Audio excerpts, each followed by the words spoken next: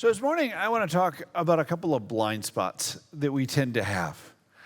And it's one of those things where we don't realize we have a blind spot until something points it out, or we're reading something and it comes clear to us that there's something we just haven't been seeing. How many times have we had that where something is, you're so used to seeing it, so used to seeing it, so used to seeing it, it just, you don't even see it anymore. I mean, think about it. Did you actually stop at that stop sign on your way down to church this morning? You don't remember, do you? Blow right by it. You wouldn't know because you're so used to stopping it. You have no recollection of it. But there's a couple of pieces out of this Moses story that Pam just read for us that I think illustrate things in our lives that we have trouble seeing. And so I want to take some time to examine what's going on with this story. See, what we've been doing is we've been reading the Bible front to back. I know, it's a concept.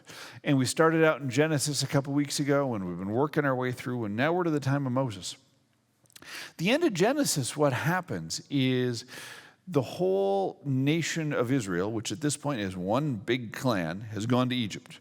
Joseph, who has been part of that, has ended up in Egypt, and he, through this series of events, becomes the number 2 in Egypt and gets them all prepared for this famine. The rest of the clan comes down, and they're settled there in Egypt for hundreds of years. But between the time of Joseph and the time of Moses, they go from being this highly favored minority to this minority that the Pharaoh was worried about becoming too prosperous and too powerful. And so he tells the midwives, why don't you go just kill the baby Hebrew boys when they're born, and that way we don't have to worry about it. And the midwives are like, sure, Mr. Pharaoh. And on the side, they're like, we're really not into killing kids, so we're not going to do that. I totally agree with the midwives on that one. I think that's generally a good policy. And so what happens is, when Moses is born, he's supposed to be killed, like all the other Hebrew baby boys. So his mother hides him as long as she can, and then she puts him in a little raft and floats him down the river, hoping that somebody would pick him up and take him in. And sure enough, somebody does. The Pharaoh's daughter. She takes him, sees, cute little Hebrew boy, brings him home, raises him as her own. So Moses spends the first 40 years of his life living in Pharaoh's household. Gets to know everybody, speaks the language, knows the customs, knows who you talk to, knows what fork to use for dinner. That's his life. But then, when he's 40 years old, he sees an Egyptian beating an Israelite. And so he intervenes, and in the process, kills the Egyptian. And the next day, he sees 2 Israelites fighting, and he goes to intervene to break that one up. And one of them says, what are you going to do? Kill me like you killed that Egyptian yesterday? And so Moses runs into the wilderness. And he spends the next 40 years of his life in the wilderness. He gets married, he raises kids, he tends his father-in-law's flocks out in the wilderness. He's got a life. It's what he does. 40 years in Pharaoh's household, 40 years in the wilderness. And then God speaks to him. And that's where our story picks up. God speaks to Moses out of this burning bush, and he tells him a couple of things. He says, look, I've heard my people's cry. I'm going to send you back to Pharaoh. I'm going to send you back to Egypt, and you are going to bring my people out. And Moses says, they're going to ask me, who sent me? Who is it? What's your name? And God says, I am who I am. Tell them I am has sent me, has sent you. The God of Abraham, Isaac, and Jacob. And so from there, Moses goes back. Through this amazing story, he brings the people of Israel out through the Red Sea and into the wilderness, and eventually to the Promised Land. There's a couple pieces of this that I want to examine. The first is we have this weird thing about time in modern America, is we are obsessed with time and we want everything now. Think about, I was ordering pizza from Domino's the other day, and I don't have anything against Domino's, but I just, for various boring reasons, usually don't order from Domino's. But I did this particular day, and if you haven't ordered from Domino's in a while, they have a pizza tracker. And it's not just when the pizza's on the way to you, it's, we got your order, we're making your pizza, it's in the oven, it's out of the oven, we're putting it in the box, this guy, Lefty, is putting it out of the box into this thing, and then it's on its way. And it's like, wow, you get it down to the nanosecond of where your pizza is. It's like Heisenberg's pizza right there. And it was delicious. I do have to say it was delicious. But this is how we approach so many things these days, of where is this? And we see time as we need to know when exactly everything is going to happen. We get so frustrated, and we get the updates on our phone. It's like Amazon texts me. It's like, your package today is in Schaumburg, Illinois. Today it's in this place. I'm like, I want it now. One of my favorite lines from The Simpsons. If you're familiar with The Simpsons, you know, somebody gets this. He says, I got this deep fryer from the Navy. It can flash fry a buffalo in 45 seconds. And Homer says, 45 seconds? But I want it now. And that was 30 years ago. That gag came out. I mean, how bad are we now? Okay? This is how we think. We want everything now. Think about Moses. There was literally centuries between the time of Joseph and the time of Moses. And we don't know when things went bad, but we know they went bad before Moses. Because by the time Moses arrives on the scene, Pharaoh is ordering babies to be killed. And when you hit the point where you're ordering babies to be killed, it's a bad point. Okay? 40 years after that is when Moses ends up in the wilderness. 40 years after that is when God appears to Moses in the burning bush. God's going to spend another 40 years leading the people of Israel through the wilderness before they finally get into the promised land. And do you know how long Moses gets to spend in the promised land? 0 years, 0 days. He doesn't get in. He gets to the edge. He gets to see the promised land, and he dies. This is something we need to understand. We have in our mindset that we need to do it, and we need to do it now, and we need to have this happen now on our schedule right now. And I'm as guilty of it as anybody else. I want it now. But we need to understand is God's timing doesn't work the same way. God is playing with this, and it's in the fullness of his time. And he's saying, when this is ready, it will happen. At this particular point, it will happen. There was a reason that he has the people of Israel spend 40 years in the wilderness. It's to teach them lessons. It's to get them to the point where they are ready to go in.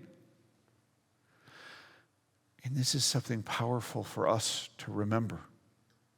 That we need to always understand it is God's timing we're working on, not our own. As much as we want to force the issue, as much as we want to say now, now, and now, it is God saying when the time is right. When you read through the book of Hebrews, it lends this beautiful additional lens to reading the Old Testament. You see, chapter 11 of Hebrews, there's this great passage that sometimes referred to as the Faith Hall of Fame. And it goes back to all the people of the Old Testament. It says, by faith they did this. By faith Abraham left his city of Ur. And when it gets to Moses, it lays out, by faith he led his people through the Red Sea. And Moses is doing all these things and being faithful to what God is doing. And he's being this link in the chain. Our goal is not to accomplish everything. That's God's job. Our goal is to be faithful and persevere where he calls us to persevere. That is what it means to be faithful to God. To say, I'm going to go where you call me, not I've gotten everything done. And we need to understand the difference, that we can be satisfied by being faithful, even if we never get into the promised land. Which leads me to my second point. And I want to explore a fine point of theology. Because I know that's why everybody gets out of bed. To see the Packers win and to explore fine points of theology. Okay? That's pretty much it.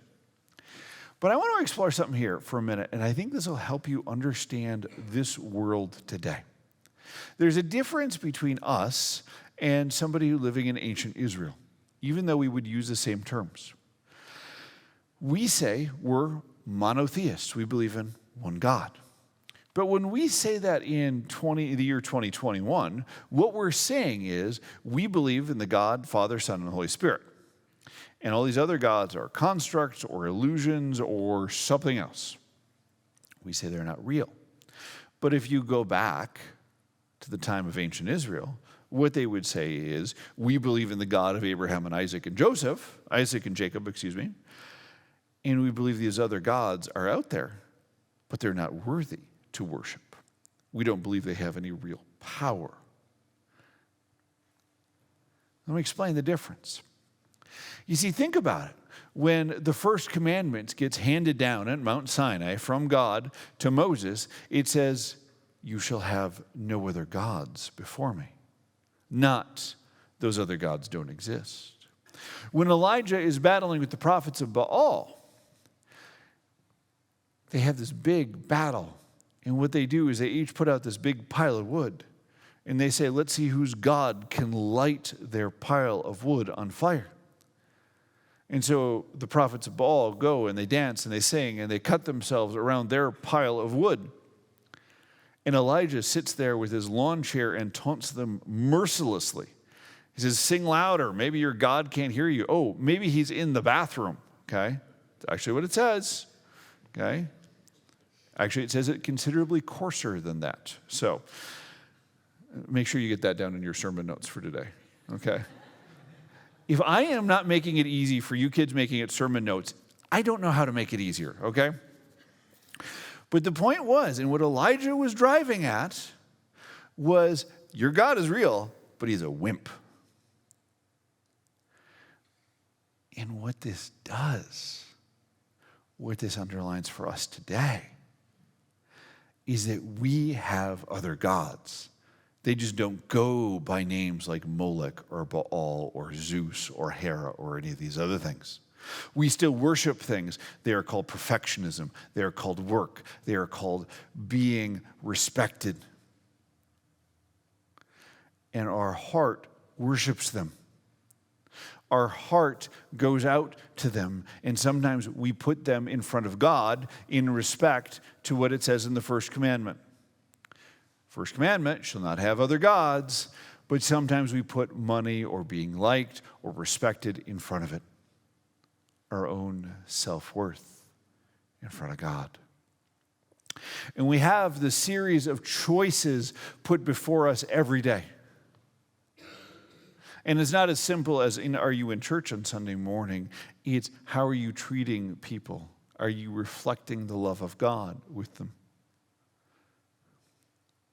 And those choices get made every day. About 13, 14 years ago, I was on a jury. And I had been called for jury duty before, but you know how sometimes your number doesn't get called, or you don't end up in the jury pool, or what? You end up in the pool, but you don't end up on a jury. That had been my situation until that point. Got called a couple of times, never ended up on the jury until this time. It was a murder trial. And it was a kid, he was 16 at the time he committed this act. 18 when we tried him.